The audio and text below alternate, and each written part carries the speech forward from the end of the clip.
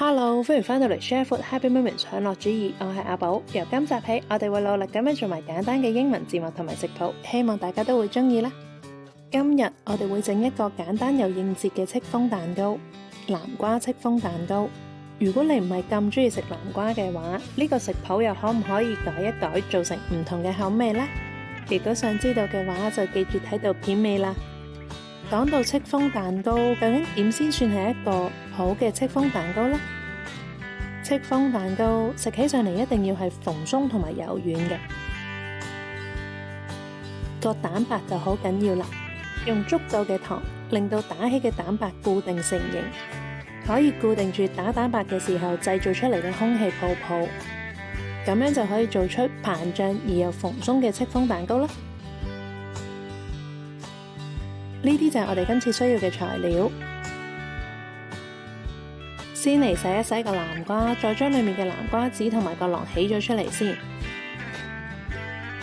將個南瓜去皮切塊，再攞去蒸腍。趁佢蒸緊嘅時候，我哋就可以處理雞蛋嘅部分啦。將蛋白同埋蛋黃分開兩個碗嚟裝。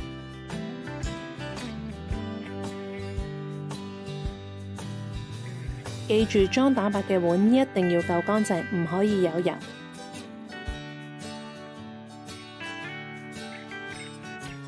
如果個碗有油嘅話，就有機會擔起個蛋白㗎喇。南瓜蒸好攤凍之後呢，就可以將佢壓碎成泥，混合牛奶、鹽同埋雲呢拿香油。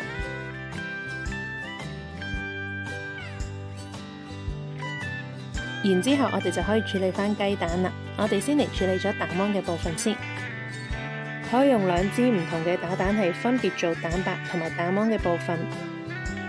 因為如果洗唔乾淨個打蛋器嘅話，一陣就有機會擔起個蛋白噶啦，所以最好呢就分開兩支打蛋器，一支做蛋黃，一支做蛋白。我哋會先嚟做蛋黃嘅部分。用打蛋器將個蛋黃輕輕咁樣打爛，加入少少糖，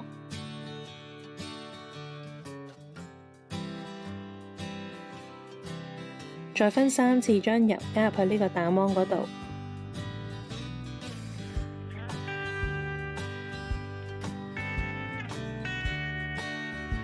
打到佢微微變咗奶白色之後呢，好似咁樣，就可以加入前面已經做好咗嘅南瓜漿，打勻佢，將低筋麵粉篩落去一張牛油紙嘅上邊，再將麵粉分幾次加入去呢個蛋黃嘅混合物嗰度，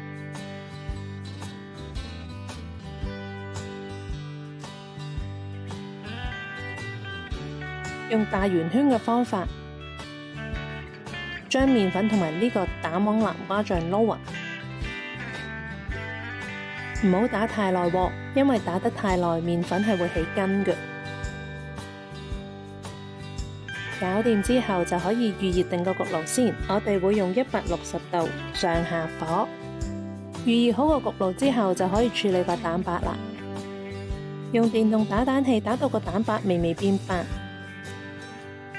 同埋有啲大粒嘅泡泡。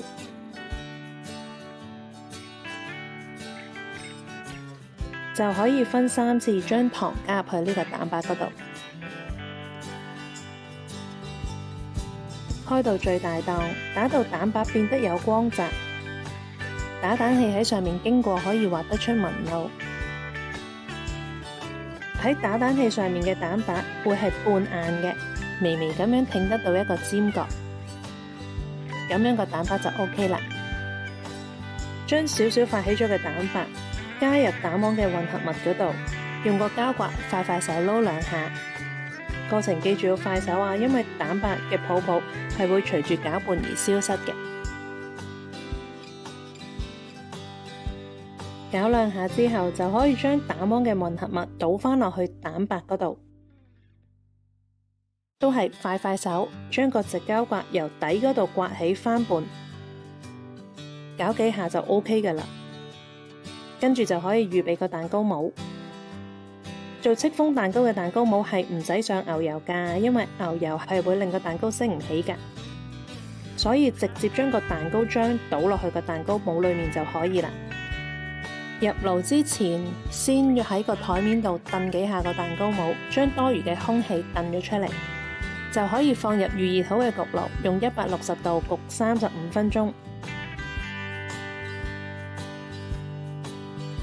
出爐之後就可以即刻反轉個蛋糕，攤涼最少半個鐘。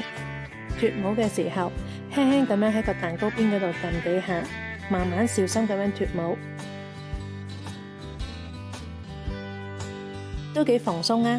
仲有陣陣嘅蛋香同埋南瓜嘅甜味。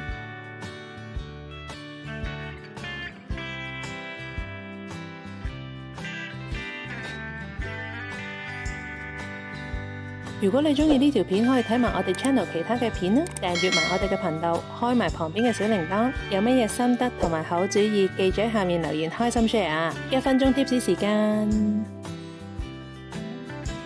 如果你唔係咁鍾意食南瓜嘅話呢，其實你可以將南瓜嘅份量換成其他嘅果泥或者芋泥。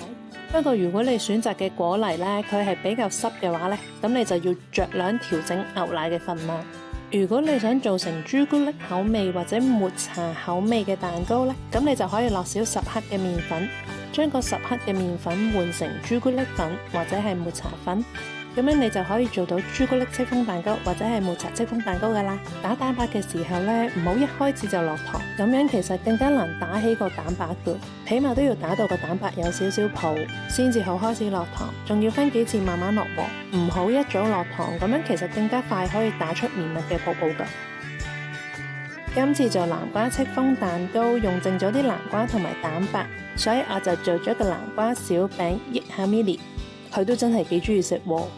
將所有嘅材料撈勻咗之後就可以碌平，然之後就可以用曲奇模印成唔同嘅形狀，放喺焗盤上邊，用160度焗大概20分鐘左右啦。熄咗個焗爐之後，我繼續將啲餅擺喺裏面，等多5至10分鐘，確保全部麵粉都係熟透，攞出嚟攤涼就可以請你個狗狗食㗎啦。份量就喺呢度。今次我哋就分享到呢度，下星期再見啦，拜拜。